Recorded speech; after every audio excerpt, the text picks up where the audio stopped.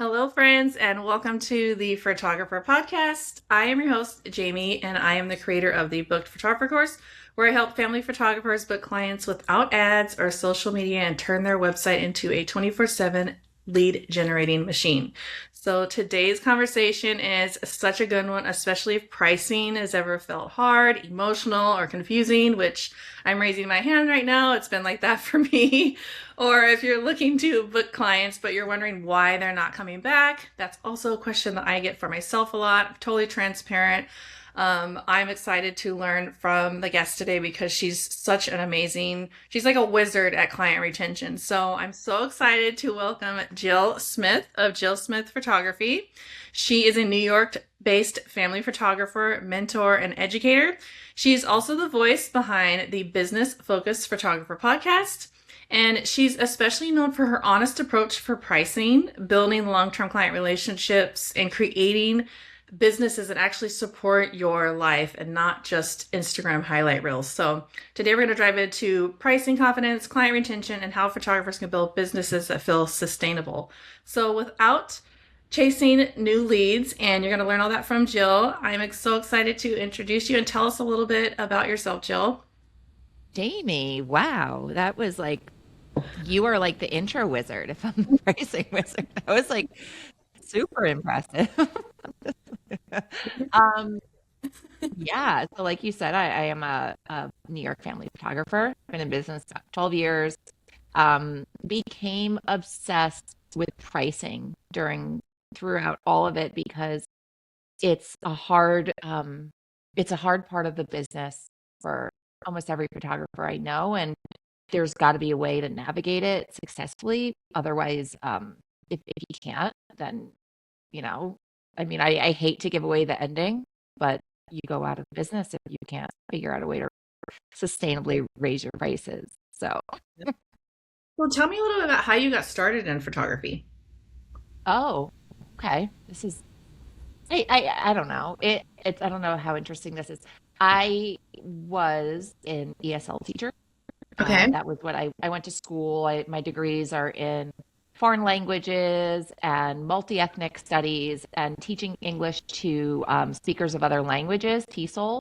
So that's what I intended to do and be, and I was. My husband is from the area where we live now, but I was teaching ESL in Buffalo. There's a lot of refugees there. I love refugees, love immigrants, just for the record. And yeah, I know, right? It's so crazy Yeah. to that's political to just like show love for people. And Jesus loves everybody. So just saying. Yes. And anyway, that was my life, and that was my plan A. And my husband had who was my boyfriend at the time, was graduating from college with a degree in percussion performance. My degrees were obviously meant to be an ESL teacher, and he randomly got offered this job to be the band director, the music teacher in his hometown at that school, the public school there.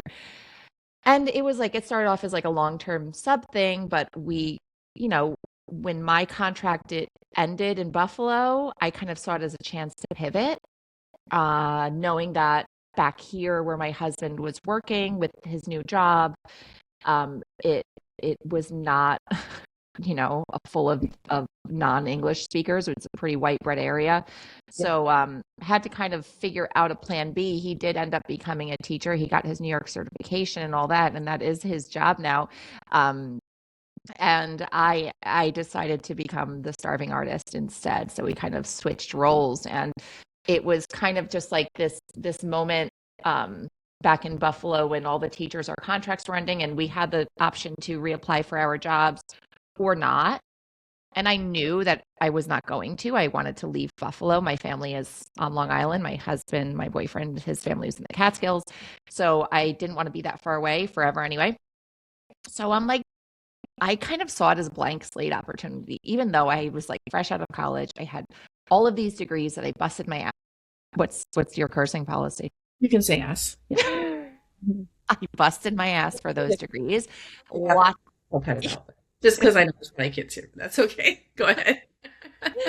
I'm the worst. And all those student loans and I was still like, I don't know, it's part of my disordered thinking is like, oh, this is an opportunity for something new.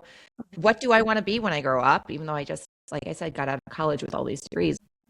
And I thought about it, and I've always been into art and always been enrolled in some sort of art class, whether it's like painting or pottery or something.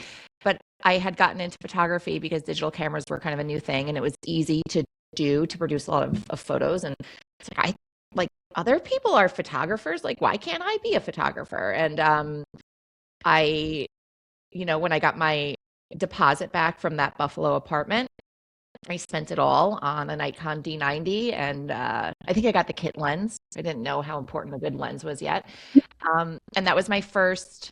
That was my first DSLR, and from there I did the thing that everybody does. I started just taking pictures, and people noticed. And this is long before I had kids. And and I wanted to practice taking pictures of animals. I wanted to be a pet photographer. I wanted to be, whatever. And I figured out my way and what I actually liked photographing, and did that into while I had like these other jobs in education, but not as not real career sorts of jobs. They were preschool because, like I said, lack of non-English speakers here in the Catskills.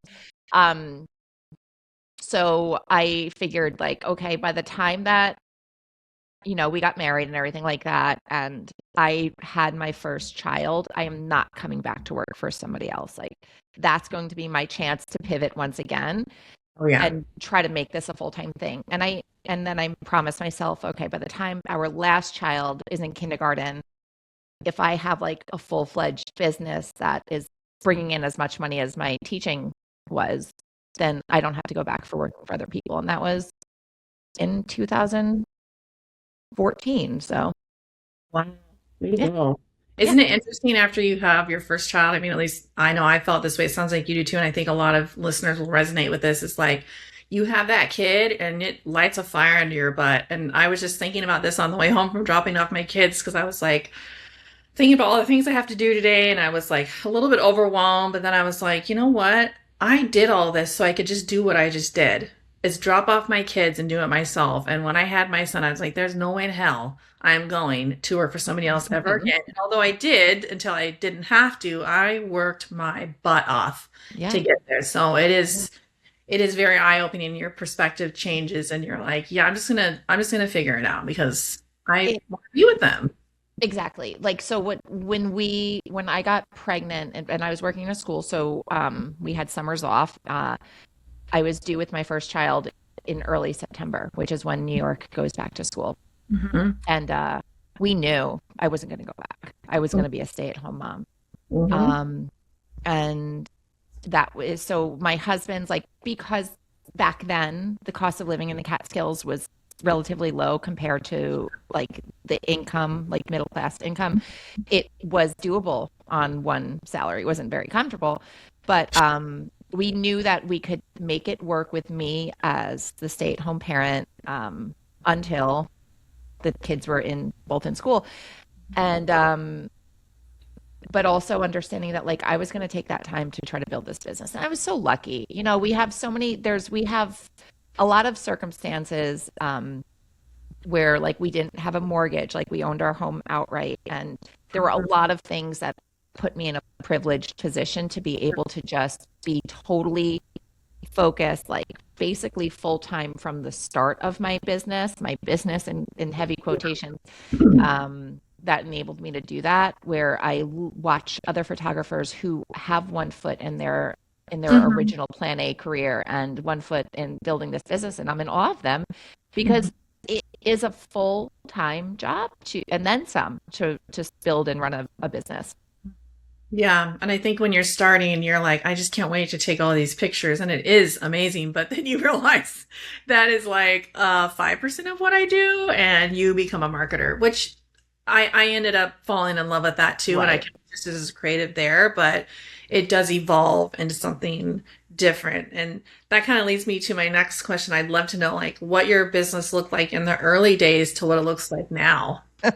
Oh, it was a hot mess, Jamie, Yeah. as you would imagine. But Because I was building it as I went along, and because I didn't know. I didn't know, we didn't, this is not what I had studied to do. Same. Nobody was teaching me, nobody was holding my hand. And even then it was like, I'm sort of the kind of person who, even if you gave me an instruction manual, I really got to figure it out. Like, it's a hard-headed, obstinate side of myself that I just kind of Mhm. want to figure it out and make it my own. And I did. But what did it look like? It looked like me quickly building up like a reputation, mostly because my prices were low. Yeah. So here's one vote for low prices when you start Mhm. is I built up a pretty big client base and a pretty robust portfolio.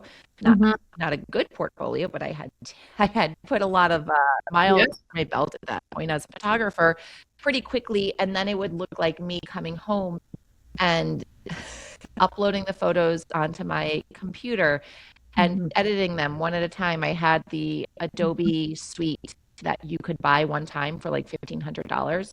Yep. And the only reason I had that was because I bought a used iMac that had it already. I bought an iMac from another photographer, so he had it loaded already. So I was, editing, shooting JPEG in JPEG, editing in Photoshop, but not understanding why I should be like, so it was like a lot of learning things the hard way. And then I would burn things onto a CD, and I had these square craft envelopes that I would mail the CD to my clients in because there wasn't Pixie set yet or anything like that. So it was very inefficient. There was nothing agile about my business then. There was not a whole lot of intention.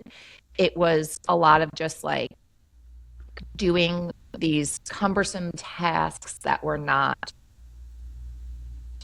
really making me money, but I had to do to fulfill the deliverable parts of my Mhm. promise to my clients. And then like marketing, like what is even that?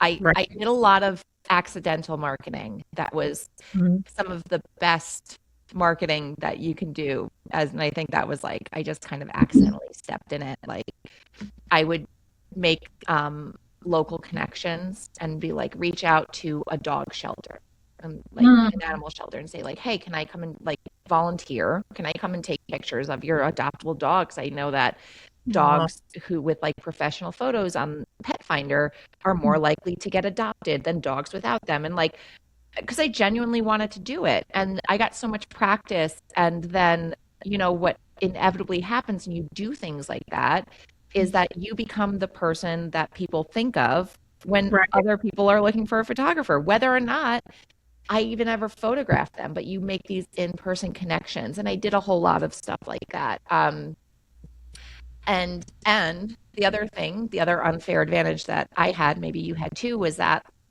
using social media actually worked. Everybody saw what I put on Facebook. Instagram wasn't really a thing yet. It was really just for like filters. Like it was like a place to put like filters on your photo and then share them, like whatever you're Yeah. eating that Or day. what you ate that day. Take a Yeah, picture. exactly. It was a lot of food, wasn't it? But I think because social media was an effective way of improving your visibility, I used that too, and those things sustained me for a long time.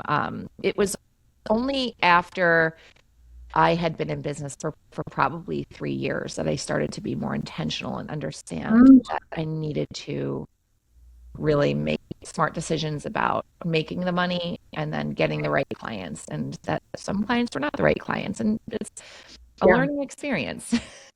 Oh, it is. And I think you almost have to go through it. You have to know, like, I don't want to work with somebody like that. It doesn't mean like you don't like them personally. You're just like, that's not a good fit for me because they weren't as excited as I was about it at the end, or it sucked my Mhm. energy instead of Yeah. giving me energy. So I think it's just something you have to do. And even when you've been in business for a while, you can try new things and you may hate it. And you're like, okay, now I know. I Mhm. did that with school photography. I was like, I need to try this. And I quickly learned like it's just not for me.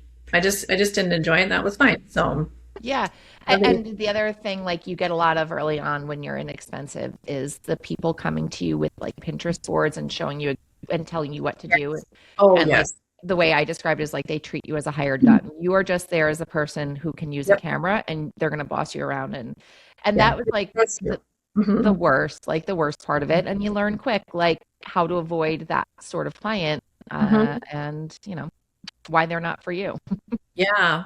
So when did pricing become like your real focus and why? Like what you kind of were going into that, but I want to learn a little bit more about Well, that. I realized that like one of the secrets to not working with those super misaligned clients, the people who Mhm. were treating you as the hired gun, Yeah. something that happens when you a byproduct of raising your prices is you no longer attract them.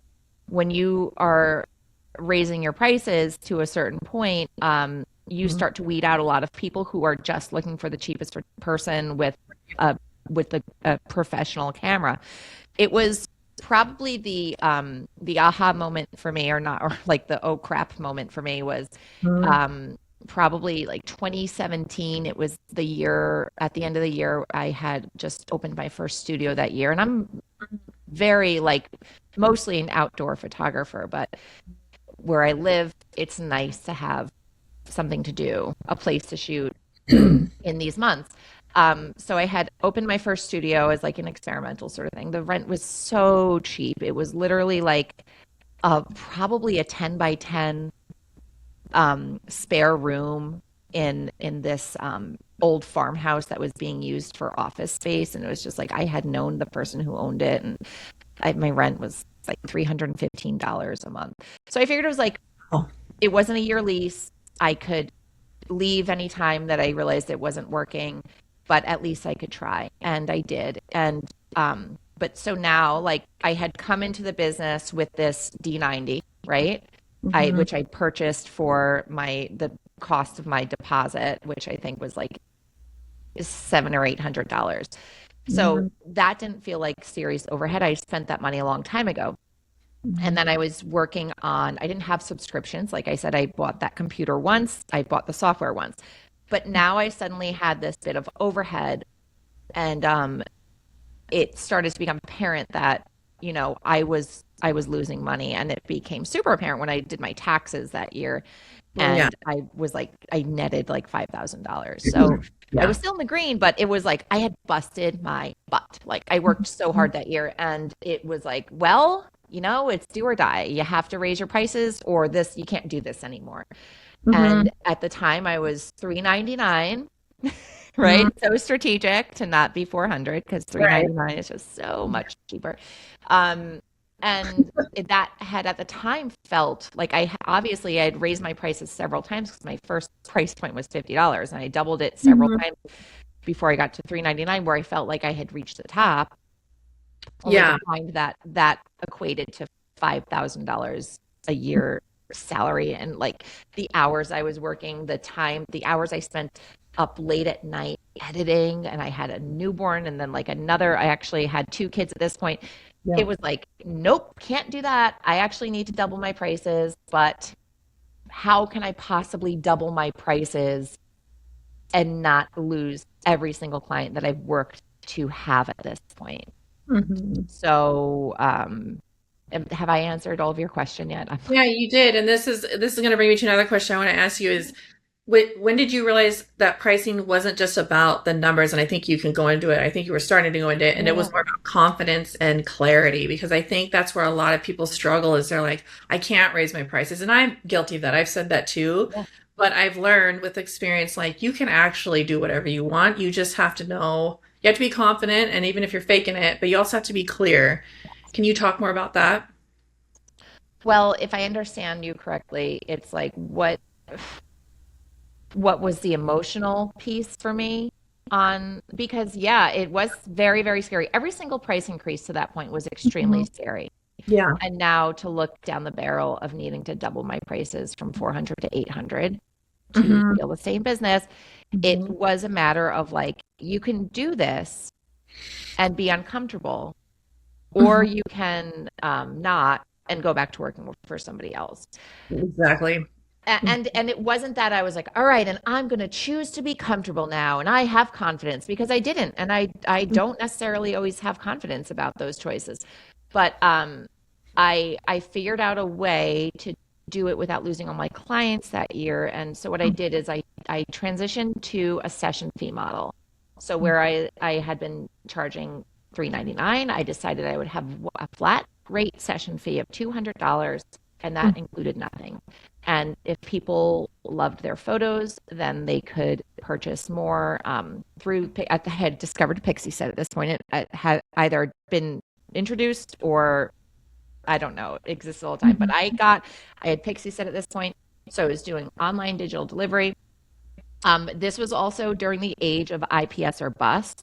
So during this time that I was building my business, there was a lot of noise. Like if you're not an IPS photographer, you're ruining the industry, you're sabotaging other photographers' businesses because you're giving away all the digitals and they need to be sold for $1,000. And like it's a lot of noise, you know? And I went back and forth, like, should I do this or not? And like, I don't have time to go back and meet with my clients to sell them their photos. And I don't think they have time either. So I did it all digitally, and I just set up an online, a gallery store in Pixie Set where people could then buy their digitals or prints after they saw them. And I had it set up so that if they ended up buying every single digital, it would leave me with $800 at the end of the session. And wouldn't you know it, I started to notice that almost every single client bought their whole gallery, like over 95%. Yeah, I was just going to ask you, like, after you did raise your prices, how did that go? So I'm so glad to hear that. Yeah. So, and that was like, this is why I advise people sometimes this is the right stepping stone to even Yeah, temporarily switch their sales model, because it's going to give you the data of like, what are people willing to spend? right. And then it's also going to enable you to continue booking people at the rate that you had been, because your buy-in price is actually lower than it was. At least it was for me, you know.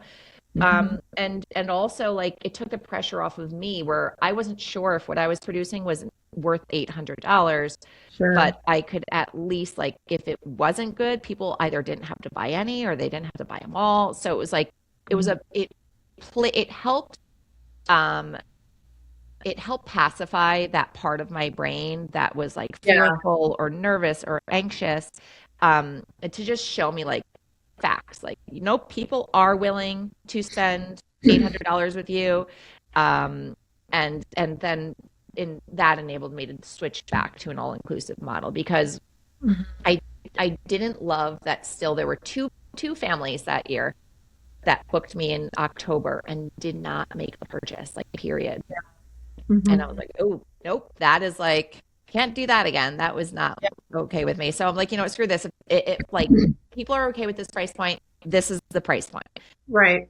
And so I graduated people in that way. And then from there, I had to raise my prices again. And I'm not that much. I'm at 1,200 now. So I'm like not that much higher. Well, it's 50% price increase, but Yeah. it's been years of that. And because it's a mind thing, it's a mindset Yeah. thing, and it's also a marketing thing.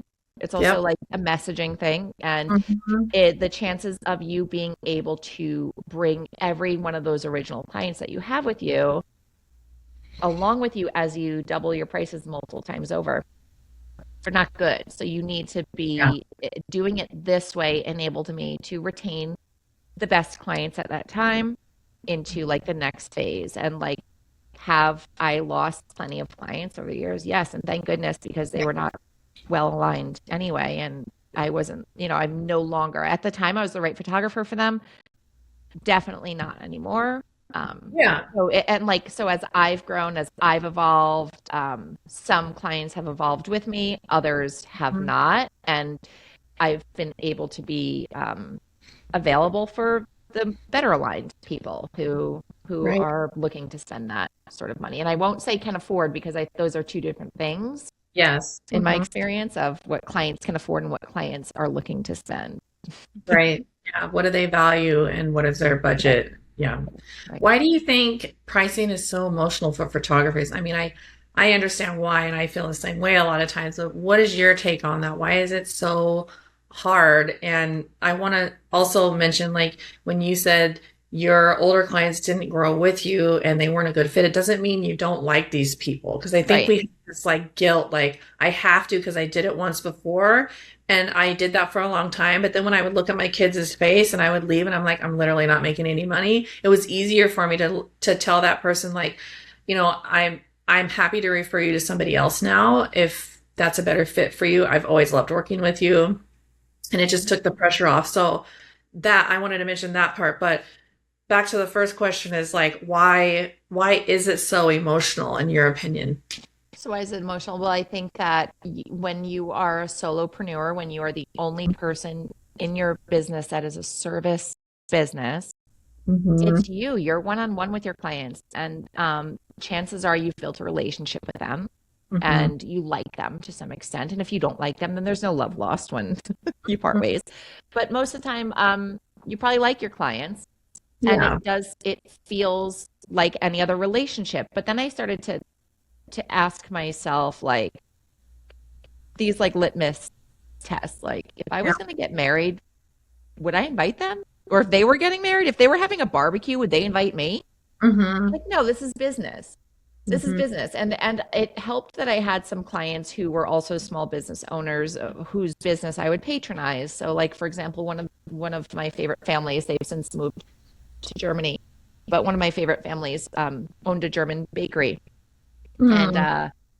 I remember going in there and paying full price. Every so often they would throw me a discount like 10% off or something, but like still, I was going in there paying full price, not expecting not to, mostly because like I knew this was their job. This is how they were supporting their family. They weren't like rolling in money as a result of this business. And I looked, it really helped me to feel justified in charging the prices that I needed to charge, um, because I was so willing to pay it at other people's businesses Right. when I was a customer there, when I was their client. So I started putting things through that filter, and like I said, the litmus of like, would I would I be invited to their barbecue if they had one? Like, would I be going to their wedding? Like, no, this is like I have good enough people skills where like we've developed a relationship, but this is Yeah. still a transactional business relationship. This Right. isn't my friend. Right. Yeah. Good point. Yeah. Where what do you think like if you could name two things that you see photographers do when they make like making mistakes with pricing, what do you see them do? Two. Or 10. Oh man, I think the worry about oh actually, you know what? Yeah, the worry, the unnecessary anxiety about what people are going to think. Because, like, number one, most of the time people don't notice these changes that you're making to your business. And number two, your bottom line is not their feelings. Your bottom Right. line is probably your family's well-being, your well-being. Whatever your goals are is your bottom line. Yeah. And photography is, professional photography is a luxury. It's Yeah. not a need. Right. And you're not depriving anybody of anything if you Mhm. price them out. But Right. most of the time, you know, your many of your clients could theoretically come along with could afford to stick with you. It's Right. just like not everybody values the same thing, and you have to be able to reconcile that. I Yeah. certainly can. But I think one of the biggest mistakes is when photographers raise their prices, they don't change the other parts of their business to Mm, align with their new prices. yeah. This is the biggest mistake. We've treated pricing as it existed in a vacuum, and it doesn't. Mhm. It Mhm. affects the other parts of your business, and it is affected by the other parts of your business. So when Yeah. you change your prices, what invariably happens is like, because we're talking about a price increase, I should specify, Mhm. the bookings slow down. And this Right. happens for a number of reasons. Normally, it's because people like to raise their prices in January when bookings are slow anyway, and they're not really realizing that like this pattern has been the same pattern for all the other years before I raised my prices. Um, But also like people aren't changing their marketing when they change their pricing. So Yeah. if your price increase is significant enough, then you're going to have to be talking to a new slice of the market, Yeah. and you need to be able to understand who this new client is. And of course, you will retain many of your past clients, but there's that overlap of area of those people existing in the same space and sharing those values of your new target. Mhm. So yeah, I think that is like the biggest mistake that photographers make when they raise their prices. The other, I t- there can't be two, but another thing is like people don't wait long enough. They raise their Mhm. prices, they get scared because nobody has booked their new price or not enough people or one person made a comment that their prices were too high and then they're like, oh, that's it. I made a huge mistake and now I need to go back. Don't do that. You really need like I think most changes in our business need like 6 months. You need like two Yeah. quarters to go through. That Mhm. should at least get you into a more like, especially seasonal business, like many of us have. It's like you need to experience this change and see how your market reacts to it when they are actually patronizing your business, not when they're, sitting at home not thinking about family photography. Yeah. When do you have like a certain season you recommend raising your prices? Like everybody lives in a different area. Like maybe their winter is their busy season. Like for us, I think our winter are slow seasons for Yeah. us. Yeah. And Yeah. I've raised my prices multiple times, but last year I raised my prices and I did it in the winter. And I remember telling myself, I'm like, okay, you're wigging. Like you gotta, it's gonna be fine. And I actually made more money by the end of the year, so it all worked out. And I told myself I would, and I knew I probably would. But I almost kind of was like, why did I do that in the winter when I was gonna mess with my head? Well, I think there's like not one right way to do it. I do think that raising it right ahead of your busy season is smart, Yeah. but then you risk, not that I've seen this play out, but you risk raising your prices during the time of year where you depend on work the most. And if there is a change in bookings, I I'm personally like I will recommend to people like no, raise your prices in the summer, like for here where it falls busy season. Um, but like I personally just raised my prices by only $75, but I just raised my prices February 1st. Okay. And the reason I chose to do that is because it's such a small increase. It's 1,200 to 1,275. So it's not, Right. it's a drop in the bucket when you look at the percentage. Right. Um, I also want to give myself a long enough runway to get used to my price. Even though it's really not a big, it's like I have to get used to saying it and like introducing it to my market. And maybe I'll raise my prices again in summer. Like we'll see. It all depends on, the booking rates, uh, how much inflation has gone up, like Right. what if like cost of living has changed, like that sort of thing.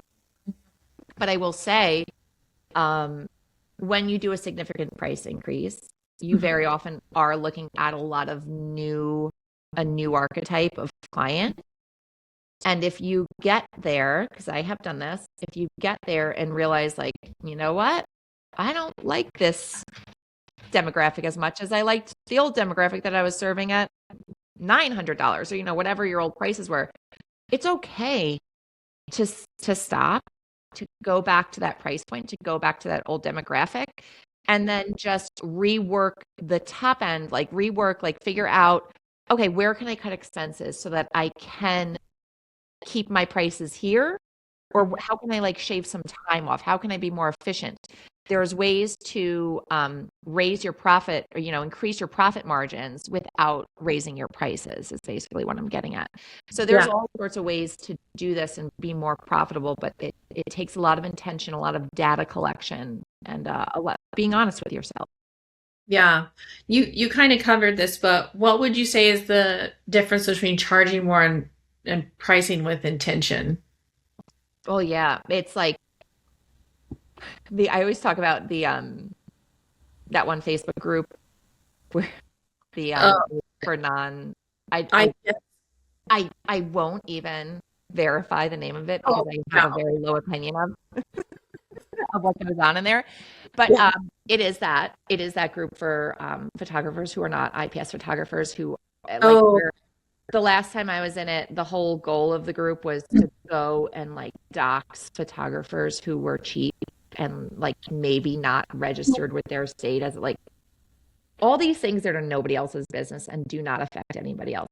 But wow. with the mindset that it was affecting them and that they were ruining the industry and like, and here's the pricing calculator because you need to know your cost of doing business. And that's all well and good. But it Mhm. so does not stop there. So yes, figuring out what your minimum sales average needs to be is very important considering your overhead, like all of your expenses. But then there's other decisions that need to go in. Like I said, let's say that new number, that number that comes up in the pricing calculator is way more than your market can support. Yeah. Let's say that is, it gets you away from the part of the market that you like to work with. Hmm. So then what can you do? You go back in and you rework those expenses. But then there's a lot of other psychology that goes into changing your prices where deciding like silly things like, do I want to end with a 5 or do I want to end with a 9 or do I want to end with a 0? And who that consumer is, and then what your sales model is going to be and your COGS. And there's so much that goes into pricing. So you can set your price, but then being intentional about it. Once it's set, knowing because it's a whole, your price, that number is a part of your brand. It's a Yeah. very important part of your brand, right? And it's a tool. So how are Hmm. you going to use this tool? How is it going to show up in your business? How are you going to be presenting it? Do you want this number to show up as a number that you acknowledge as a high number? Or do you want to present this as a bargain? Or is that the sort of like business model that you're aspiring to run? So it has to do a lot with understanding who you are, what your goals are, what sort of bandwidth you have per client, how much you can automate, how efficient you can be, who you want to be working with. Did I say that already? How much money you want to make. The other thing is like many people who are part-time photographers might have very different goals than somebody who's depending on their business to generate their whole year's income. So you really have no idea what somebody else's price represents to them and how that translates into their income. And then you also don't even know if other people are profitable. So that's like why looking at another photographer's prices is not necessarily helpful, although it is good to have an idea of the spectrum of prices in your local market for photographers. Yeah, I had a mentor one time in one of the many um, mentorships I did. He said you need to go do like local, you need to search on what people are charging. And I agree with that, but I was also like, I want to do it my way. Like, I'm really stubborn and I'm like, I don't want to do it that way. I can see they're doing this certain way. I don't want to do it. And I tried different pricing packages and it was good for me because I realized how much I needed to charge and why. But Yeah. I quickly learned like the person that hires me doesn't really want that. And I don't either. We just want, this is what it is. I know I lose people by not doing it, but I gain the But right that's the person point. doing it. And that's the whole point. Yeah. And I charge anywhere between 1,200 to 3,500 and it's the same person, but it's just a different I don't even know how to explain it. It's like it's the same person, they're laid back, they're down to earth, and they have the funds. Like they're not thinking about, oh, this is a ginormous investment for me and I can't do it. They're Yeah. probably like, okay, this is, an expense, but I see the value, I have it, I can do it, and they see the value. They really appreciate those things. So, Right. Yeah. I love the clients that I work with, and so. That's so important. It's Mhm, everything. It really mhm, is like if you don't like the people that you're working with, how can mhm. you like your job? Right. So I Mhm, think it's so important, and that's why sometimes we are in um, some ways like our ideal client, but mhm. we're not every way. Like so the way that I like to talk about and look at an ideal client is like not necessarily anything that you could ever get from a form that they would fill out. You Right. know, their where they like to shop, the way they, you Mm-hmm. know, the way they like their coffee, the car they drive, the Yeah. social circles they're involved in, and no, it has to do with values, which is something that you can't usually immediately tell from a person. So you need to spend time as a photographer working with a myriad of people Yeah. and then looking back and like doing like a little case study of your client load, like who are my favorite clients and what do they have in common, and like not they're all nurses or not, you know, they many of them are, you know, lived in the suburbs or have even their socioeconomic status is all over the map for me with my clients, and that a lot of that has to do with where I live. I have a very mixed market. We have a very small middle class here, and I have a Yeah. lot of out of town people. So I have Same. clients Mhm. all different income levels. So I can't even Right. assume anything about if they're putting this on their credit card, if they're borrowing money, if this is a gift. Like none of Mhm. that is even relevant for my ideal client. It's like, what do they value? What Mhm. things are important to them? And how does that show up in family photography? And Mhm. then how can I be the person that supports those values the most? So it like, this is why and this is like, it seems like this is a rabbit hole, but it's not. This is all tied to pricing because it's all one machine, you know, and everything is like a cog that affects the one next to it, where like pricing and your client experience and then your offer, what you've created, what you've built, not your services, but like how you present the services that you provide and what is included and how does Mhm. that appeal to your ideal client? And then what sort Mhm. of price point feels good to that ideal client or feels maybe you want it to feel a little spendy for them. Maybe that's part of your brand is that your brand is a little bit high end and that's the point. Yeah. We've all seen things that we wanted to buy and we chose not to buy because they were too inexpensive. So that's an area you don't want to find yourself in. There's going to be something like something's missing here. Why is she so cheap? Something's off. We're probably not going to have a good time. She's probably not going to know what she's doing. It's like Yep. so your pricing is communicating something. That number is communicating something. It It is is. all very important, and that's why it needs to be done with Mhm. intention. I don't think a lot of photographers believe that. I mean, or when you're newer, you don't think that about your pricing, but it really does say something because we do it every day. We go to the grocery store and we look at a price. I mean, it might be something that's $3.99 versus $10, but you're like sitting there looking at it, you're like, well, this one must be better. Why? And then you take a Yeah. minute to like think about it. So it is huge. Totally huge. And that's and what you're describing is totally accurate. It's something we all do when we're making these small, relatively small purchases. So Mhm. imagine the amount of thought that's going into this investment.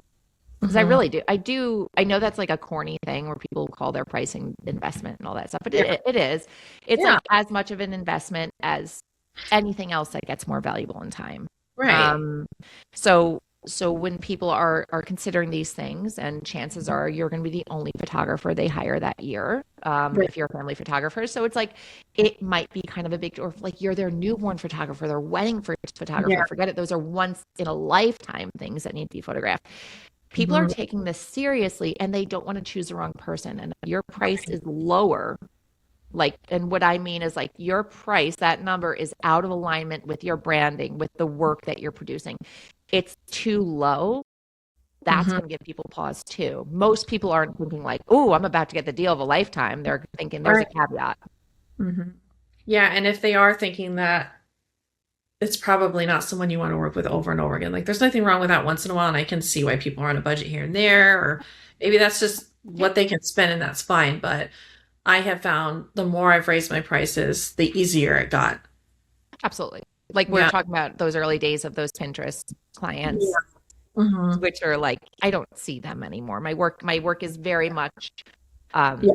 enjoyable because of the people that I've attracted. But I will say this, I have clients who are well aligned, Hmm. who are not there, as like their bank account's not there yet.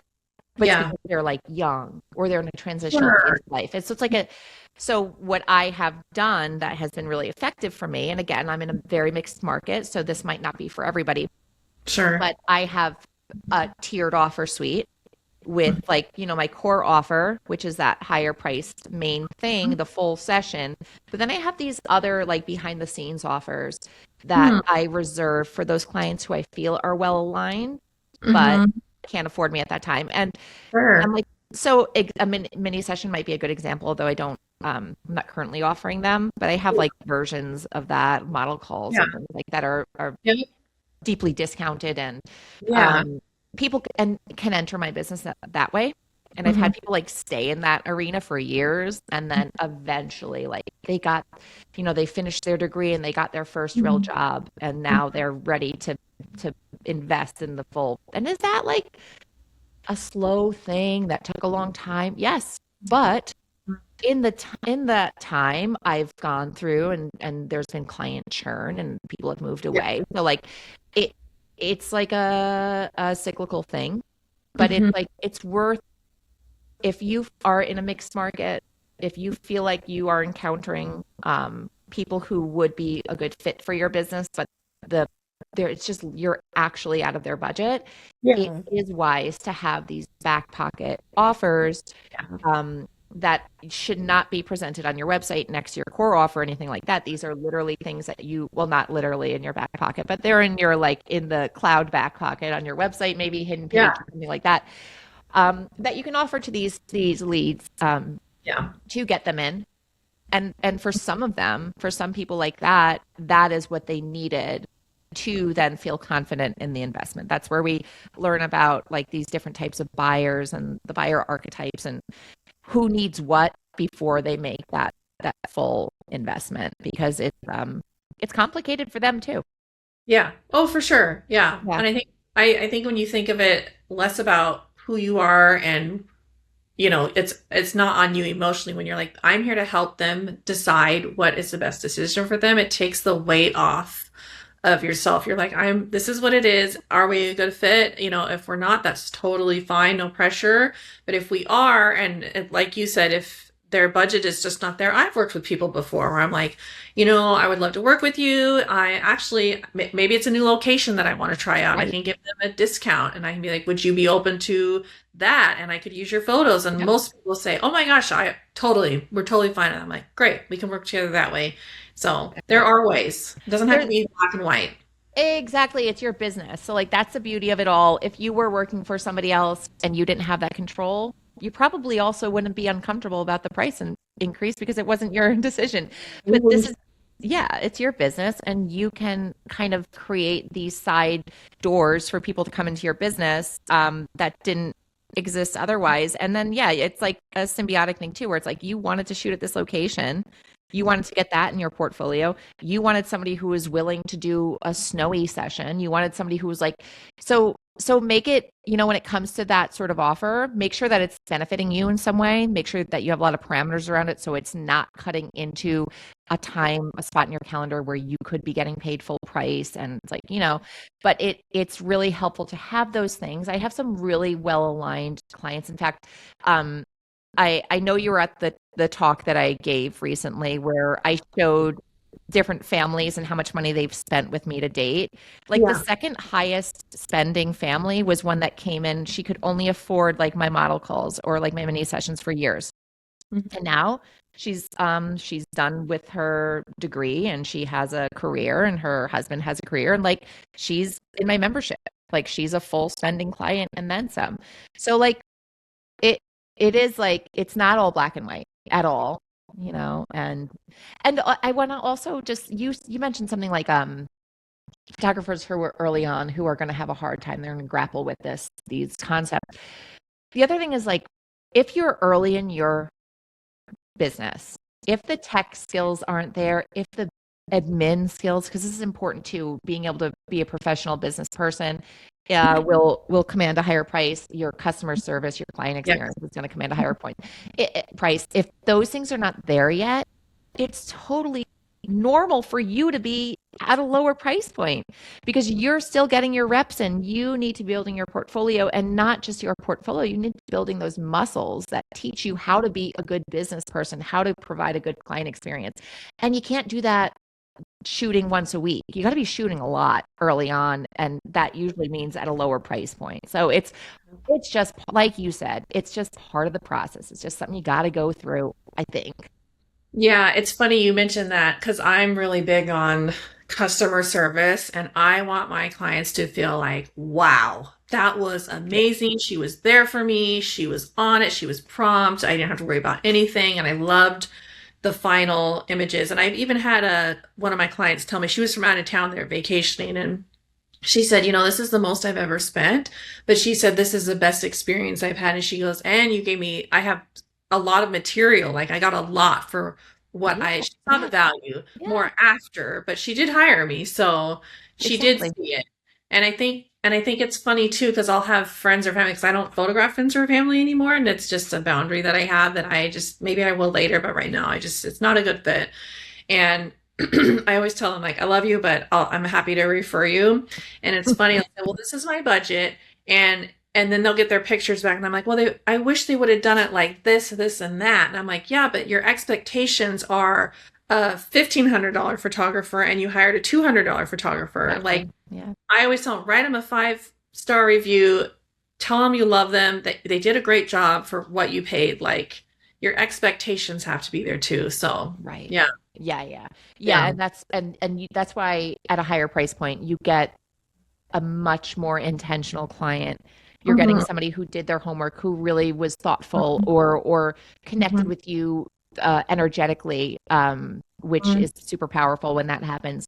So Mhm. you're gonna like these people are normally happy with their experience before they even see the photos. Like they're happy with their choice. It's not about that for them. They did their homework and they are going to spend a lot of money. So they're going to be really careful about who they spend that money with. And then you get a good match Mhm. typically. Yeah. So Yeah. that kind of brings me into what I want to bring up next before we wrap up the call. I want to talk about client retention because that's something you Yeah. are Yeah. Yeah. really amazing at. And I want to talk about why keeping your clients is important versus just chasing new ones all the time, which I think the answer is kind of obvious, but I want you to dive into that a little bit because Yeah. there's nothing wrong with getting new clients, but keeping the ones you have. Tell us Yeah. about Well, I mean, it's cheaper. that. If you want to be like crude about it, it's cheaper to keep the clients that you have. It costs a lot more money and resources and time to get new clients. Mhm. So pouring into the clients that you have now is really important. And it is always to be expected that they might use somebody else, even if it's just once and then they come back, or they never come and use you again. And that's like, for me, I have made amends with that. That's going to Yes. happen. But Mhm. I do look at the potential, the Mhm. lifetime earning potential from a single client. Mhm. Again, not to be crude, but it is Mhm. like, listen, I like working with this person. They're willing and able to pay the rate that I charge to stay in Mhm. business and meet my own income goals. So I value them, you Mhm. know. And so what can I do? I'll do things like client appreciation days where I open up my studio for like no upfront cost personality portraits of their kids. And, then but I still make money off of those. They can buy the photos a la carte afterwards if they like them. Um, Different things like that. I have a membership for my really like the clients I love the most and who I want to keep working with. So they can pay their annual session fee broken up into 12 months. And it's just an automated payment. And that ensures that they have a spot on my calendar. They get early access. So, like, there's a lot of ways that I give this VIP treatment, Yeah. but none of these were really a solution for my OG clients who were like paying $50 with me at one point because Sure. it really I needed something else to carry them over. So I created VIP sessions, which Mm. are basically they're structured like mini sessions, except they're all inclusive. So back when I was still offering annual like regular family mini sessions, I would interpolate these in there so people could get, they could come in and buy a spot for $600 for a VIP session. It was only offered to, I selected 15 of my original clients, right? Okay. So, and I cloned, like, here's the logistics of how I did it. I cloned the mini session booking link. So it was the same calendar, the same time slots, but I just changed it to be, instead of $400 for a mini session with 5 digitals included, it was $600 for a VIP session with all the digitals included. Now, that seems like a far cry from my $1,200 rate. However, these are 20-minute time slots. So they're Yeah. 20 minutes, which is actually more than enough for, Sure. if you worked with a family a bunch, you don't need as much time as if they were new. Yeah. So 20 minutes, and they didn't have a problem with that. They didn't have a problem that I was choosing the location. But Mm-hmm. and this is a private offer. And so then, Mm-hmm. like, I might have the Jones at 4:30 for a mini session, followed by the Johnson family at 4:50 for a VIP session. So it was all very efficient for me.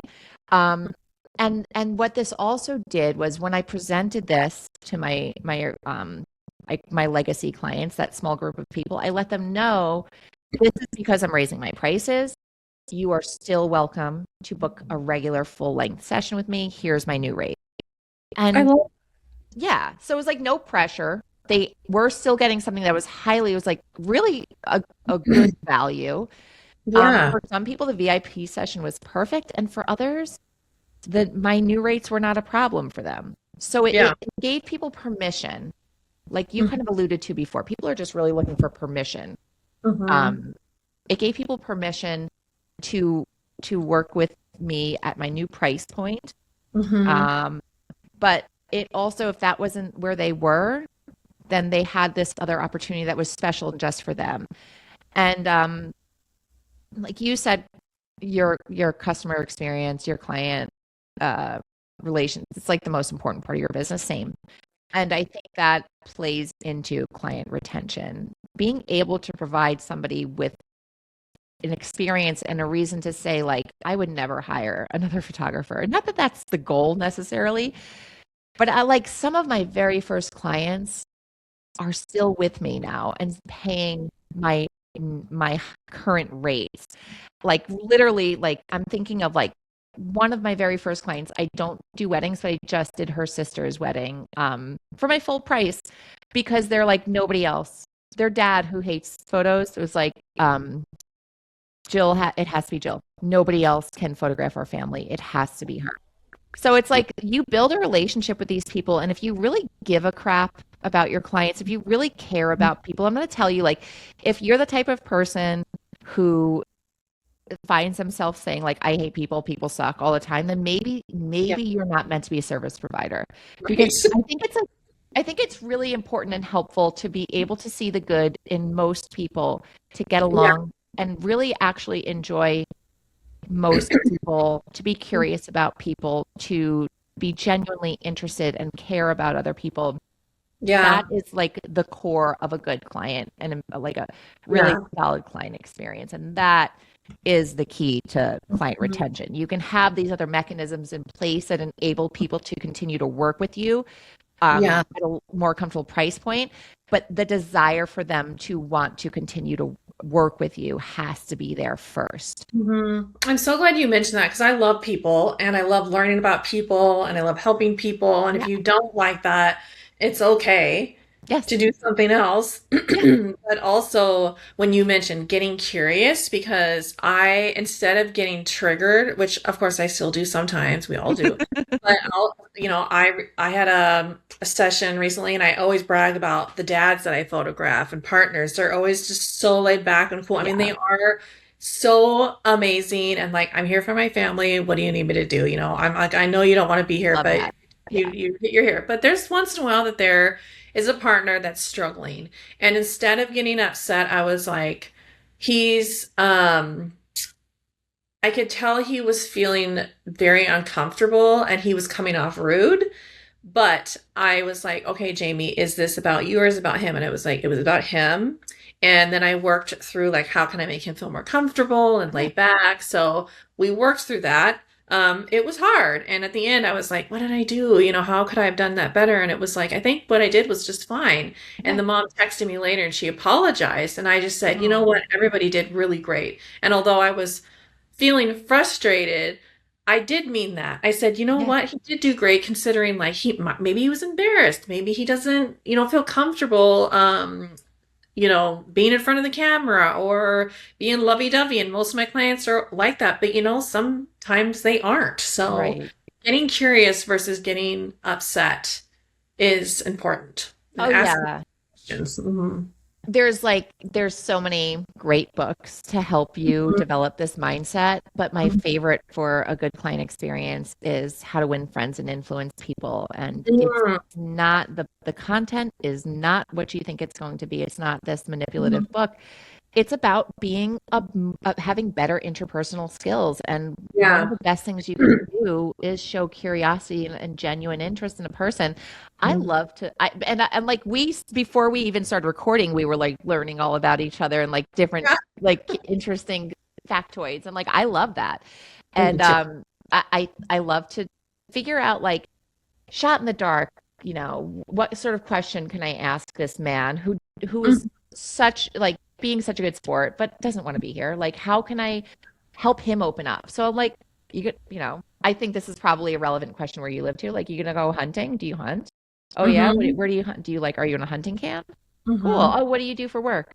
Oh, really? I know somebody else who works there. Like have a genuine human to human conversation with this. It is usually the man that we're like that we're Mhm. trying to get because it's like I don't Mhm. know, it's just not in most men's nature to put Yeah. on a show for a camera. It's just like not their Yeah. style. So like how can you elicit those true emotions? Because he loves his family, he loves his kids, he Yeah. loves his wife. Like how can we elicit that now? Like let's make some jokes. Like I usually start off a session with a dad. Be like, listen, John, I know you're the one who like has been asking for this. Like I Yes. know you planned this. You've been counting down the days. Bad news, this is probably only going to take 45 minutes though. Yeah. So I'm sorry to say, like, and Mhm. I just like, I love to acknowledge that with men right off the bat. Like, I know, Mhm. dude, I've been around the block enough. Mhm. I've met very few dads who are like the ones who decided to do this. And when they are a trip. Those dads are a real trip, by the I way. know, they're so amazing. I have chills when you brought that up because I have dads hire me sometimes like I'm doing this for my family and then they're just like all into it and they're the Oh ones yeah, that are about my gear and I'm like, oh, they're I so don't even fun. know the button. I don't know anymore. But yeah, They are. make jokes with them and Yeah. I'll do that too and I'll try to keep the ball rolling so there's no like awkward silences although I do tell them like if I'm not talking or if it gets quiet it means you're doing fine. That's So exactly what I say. But I That's so always funny. make jokes. I'm like, oh, I know you planned this and you're so excited. And then at the end, I'm always like, thank you so much. I know this wasn't your favorite thing, but you did awesome. And then I Yeah. can tell them like, I did a good job. Yes. When They're I get proud the of feedback, themselves. yeah, the feedback from my clients, the women clients who are like, John says, he hates family photos and he still doesn't really enjoy it, but he says it's totally worth it because he loves to see what you create every year. And like, good. I'm You. glad to hear. Like, awesome. I'm glad he could be on board with that. I'm married to somebody who doesn't love family photos. He doesn't like to fake Yeah. things or pretend things. We've started to move more towards like documentary family photographers, but like I get it. He's not a bad guy. He's not a jerk. It's just Yeah. like uncomfortable for him. Yeah. Yeah. Exactly. Yeah.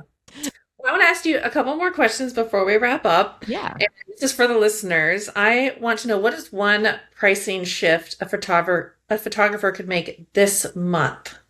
Mm. Well, I think it's a good time of year to be running your numbers. Hopefully, we're all like getting our books ready for our accountants and Yeah. take a look and see how profitable you are. So Hmm. understand your profit margins, understand your expenses. Look for, before you decide that you have to raise your prices, look for expenses that you can cut. What software do you have that's doing double duty?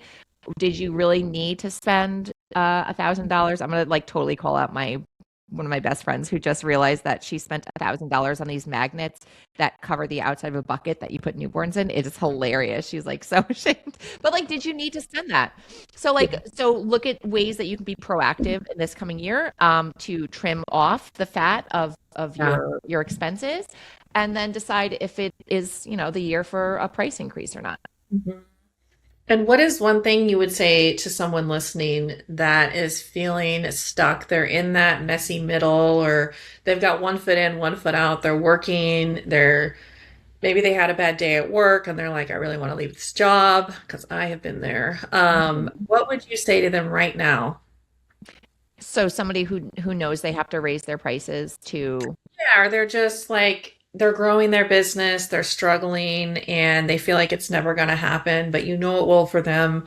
What is some words of encouragement you have for them? I it all depends on their goals. Yeah.